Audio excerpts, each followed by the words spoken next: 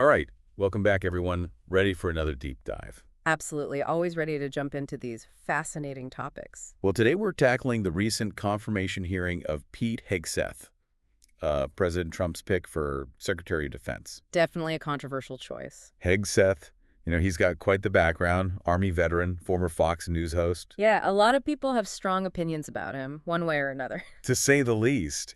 And the hearing itself, well, we've got reports from CNN, Fox News, and The Atlantic, and let me tell you, they each paint a very different picture of what went down. Sounds like it's going to be a fun one to unpack. Oh, absolutely. Buckle up, because we're going deep.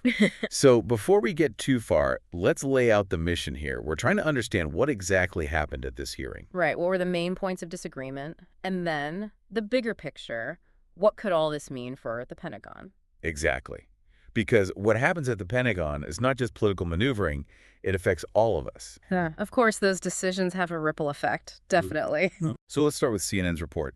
They really lay out all the allegations against Hegseth. Okay, so what are we talking about? We're talking about a 2017 sexual assault accusation that was settled with an NDA, claims of excessive drinking in the workplace, even accusations about financial mismanagement of nonprofits. Wow, that's a lot to unpack. Yeah. And Hegseth, of course, strongly denies all of it. He calls it a coordinated smear campaign aimed at him and at Trump. Basically saying it's a political hit job, huh? Pretty much. And that sets the stage for let's just say a contentious hearing. I can imagine. So how did it actually play out? What were the key moments? Well, things definitely got heated, especially when Senator Hirono started questioning him. Yeah, she's known for her tough questions. She really pressed Hegseth on the sexual assault allegations and that NDA, the non-disclosure agreement. Right, that prevents people from talking about the settlement. Hirono really challenged Hegseth's claim that he was completely cleared, especially since he admitted to infidelity like 2 months after his child was born. Yeah, that complicates things a bit. I mean, infidelity is one thing, but a sexual assault allegation, that's incredibly serious. Raises a whole different set of questions. Absolutely. And then Senator Kaine, he didn't hold back either. He was pretty shocked by some of Hegseth's answers. Really? What happened there? Well, Kaine basically accused Hegseth of playing word games, claiming to be cleared while admitting to actions that seemed to contradict that. Right, right. It was definitely a tense exchange. And I think it goes beyond just politics, It makes you think about what we expect from our leaders, especially those in such powerful positions. Yeah, for sure. It's about public trust, right? And the perception of integrity. If someone's going to lead the Defense Department, which impacts so many lives. Including, of course, the lives of the men and women serving in the military. Exactly. There needs to be a really high level of trust. Okay, so we've got some serious allegations and a very defiant Hegseth. But it doesn't end there. He also has some very strong views on, women in combat. And that came up during the hearing as well. Right. I remember that being a point of contention. Yeah, some of his past writings were brought up where he makes some pretty controversial statements about the role of women in combat units. And that raised concerns among some senators. Oh, absolutely. Senators Shaheen and Gillibrand, they were particularly vocal. They were worried about whether women in the military would be treated fairly under Hegseth, given his past comments. I can understand their concern. It's a sensitive issue, and the military has been working hard on gender equality.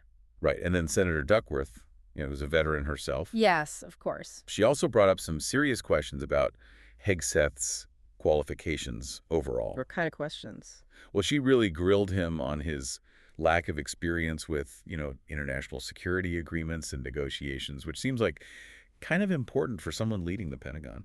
To say the least, yeah. Navigating those complex international relationships is a key part of that role. But Hegseth, he pushed back on that. He said that Trump chose him specifically because he's a change agent, not afraid to shake things up, a disruptor. Exactly. Right. He even said he's got, quote, dust on his boots, unquote, implying that he's got, real-world experience that those fancy diplomats lack. It's that classic outsider versus the establishment argument, right? Sure. So yeah, so far we've got allegations of misconduct, controversial views on women in combat, and a nominee who seems to relish, defying expectations. Definitely sounds like this hearing was lively. Oh, it was. And you know what? We haven't even gotten to the part that really made headlines, the part that Fox News really jumped on. I'm intrigued. What was that? Senator Hirono's line of questioning about some, hypothetical military actions. We're talking like invading Greenland. Well, hold on. What? Oh, it gets even wilder. We'll dive into all that right after the break. Okay, I'm on the edge of my seat here. All right, so we left off with Senator Hirono and her line of questioning. Yeah, you mentioned something about invading Greenland. Well, yeah.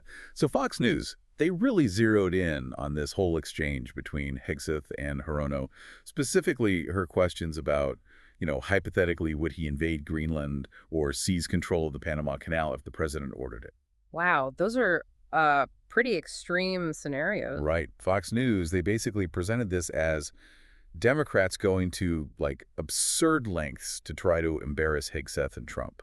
So they're framing it as a partisan attack. Yeah, more than, a legitimate line of questioning. Did they explain at all why Hirono might have asked those questions? Not really. They mainly focused on how crazy the whole thing sounded, highlighting Hegseth's response that he wouldn't just, reveal the president's orders in public. Makes sense. So was there much discussion about those other allegations, the ones CNN focused on? They mentioned them, but they really emphasized Hegseth's denials. Okay, so focusing on his side of the story. Right, and they framed them as unverified claims, from anonymous sources. Interesting how different outlets can present the same event in such different ways. Totally. Which is why it's so important to look at multiple sources, right? Absolutely. Got to get the full picture. Okay, so let's shift gears a bit. Right. Something else that came up during the hearing, and CNN really highlighted this, was Hegseth's history of defending service members who were, convicted or accused of war crimes. Oh, right. I remember reading about that. It definitely raised some questions. It's a pretty big deal, especially for someone who could be leading the Pentagon. For sure. So who are we talking about?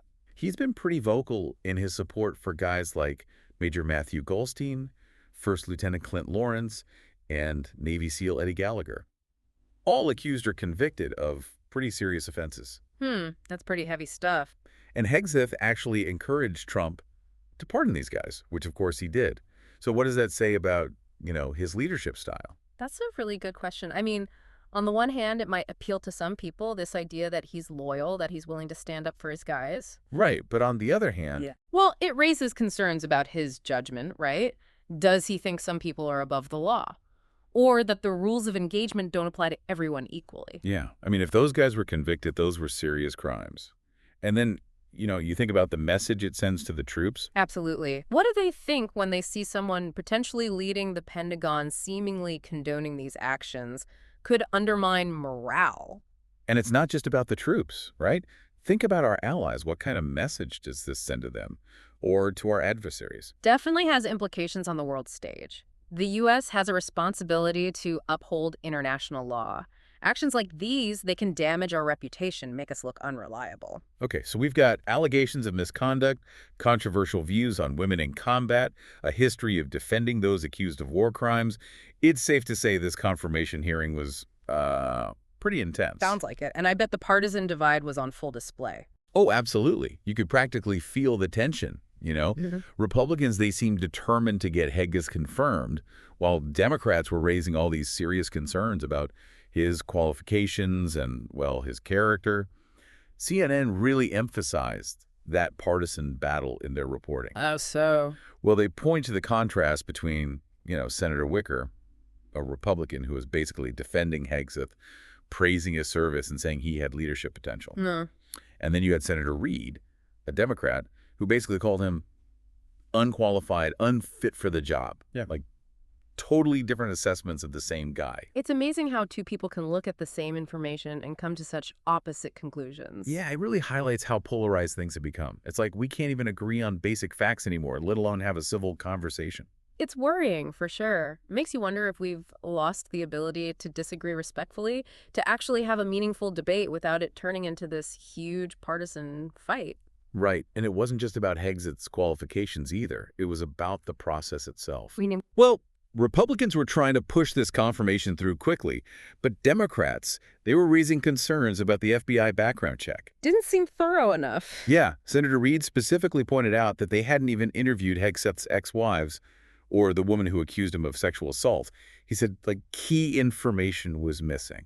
I mean, that seems like a pretty valid point. Shouldn't we have all the information before making a decision like this? Right, but Republicans kind of dismissed those concerns. They said the Democrats were just playing politics trying to sabotage the nomination. Ah, so they flipped it around, made it about the Democrats' motives. Exactly. Senator Mullen even accused them of hypocrisy, saying other senators have done similar things without anyone calling for their resignation. Classic deflection tactic, right? Two wrongs don't make a right, though. Even if there is hypocrisy on both sides, that doesn't erase the seriousness of the allegations against Hegseth or the need for a proper investigation. And then you have The Atlantic. They went all in. They called the whole hearing a national embarrassment. Whoa, that's harsh. Why did they say that? They basically said it made America look bad on the world stage.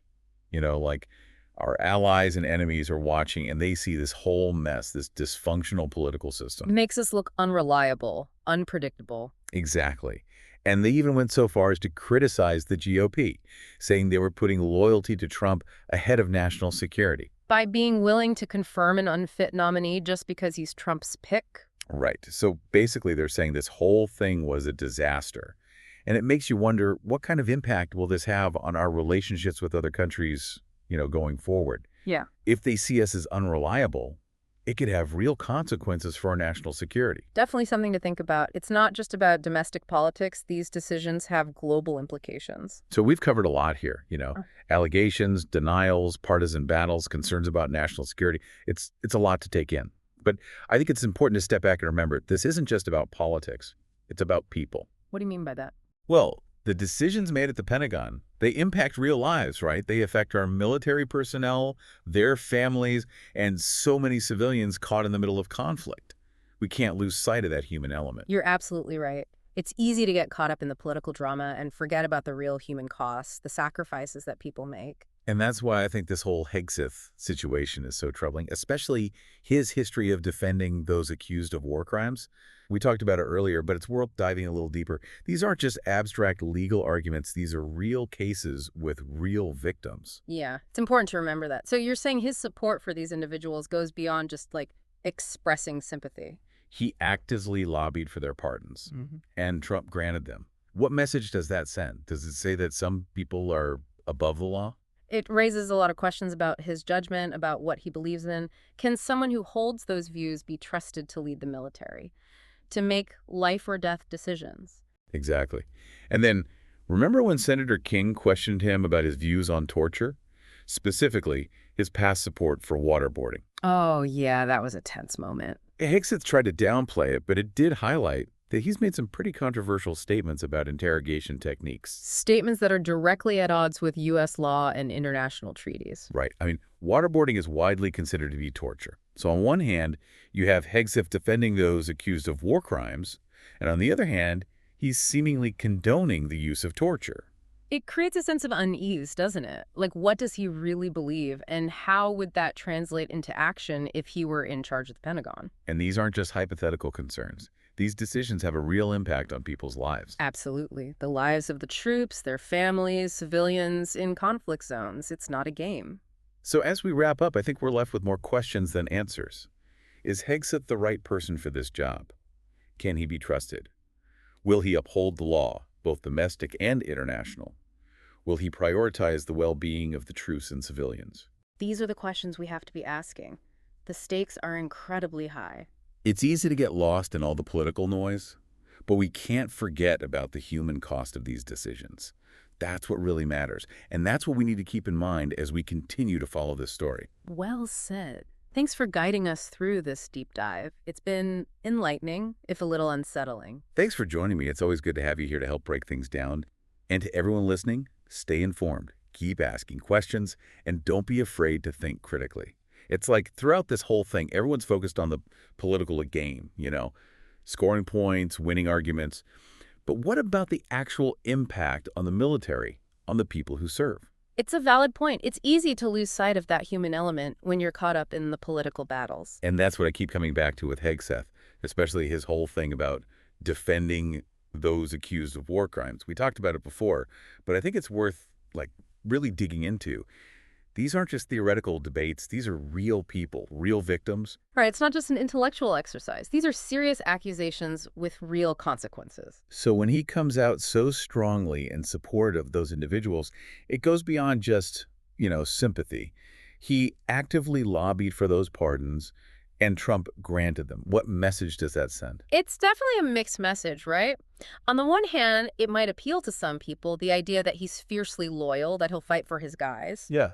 But on the other hand, It raises serious concerns about his judgment. Does he believe some people are above the law, that the rules of war don't apply equally? yeah, I mean, these guys were convicted of serious crimes. Yeah. And then what about the message it sends to the troops? Exactly. What are they supposed to think if they see someone who might lead the Pentagon seemingly condoning these actions? And it's not just the troops either, right? Think about our allies, our adversaries. What are they seeing? It definitely impacts our standing on the world stage. You know, the U.S. has a responsibility to uphold international law, and pardoning individuals convicted of war crimes, well, it sends a pretty clear message, doesn't it? Yeah, not exactly the message you want to be sending if you're trying to be seen as a reliable partner or a strong leader. Exactly. It raises questions about consistency, about our commitment to those international norms. And then, remember when Senator King questioned him about torture? Specifically, his past support for waterboarding. Oh, yeah, that was a pretty uncomfortable exchange. Hegseth tried to backpedal a bit, but it did highlight that he's made some, let's say, controversial statements about interrogation techniques. Statements that are completely at odds with U.S. law and international treaties. Right. I mean, there's no real debate. Waterboarding is torture. So on one hand, you have him defending those accused of war crimes, and on the other, he's seemingly okay with torture. It's a lot to reconcile. It paints a pretty complicated picture, right? It makes you wonder, what does he really believe? Exactly. And if he were in charge of the Pentagon, making those high-level decisions with serious consequences, well, it's concerning. And these aren't hypothetical situations, right? These decisions have real-world impacts on the lives of soldiers, civilians, families. So as we wrap up, I think we're left with more questions than answers. Is Hegseth the right person for this job? Can he be trusted to make sound judgments, to uphold the law, to prioritize the well-being of the troops and civilians? These are the questions we need to keep asking. Absolutely. These aren't things we can just brush aside. The stakes are too high. And it's easy to get caught up in all the political drama. Yeah. But we can't forget the human element. At the end of the day, that's what truly matters. Well said. Thanks for taking us through this. It's been eye-opening, for sure. And to everyone listening, thanks for joining us for another deep dive. Stay informed, stay engaged, keep asking those tough questions, because that's how we make sure our voices are heard and that our leaders are held accountable.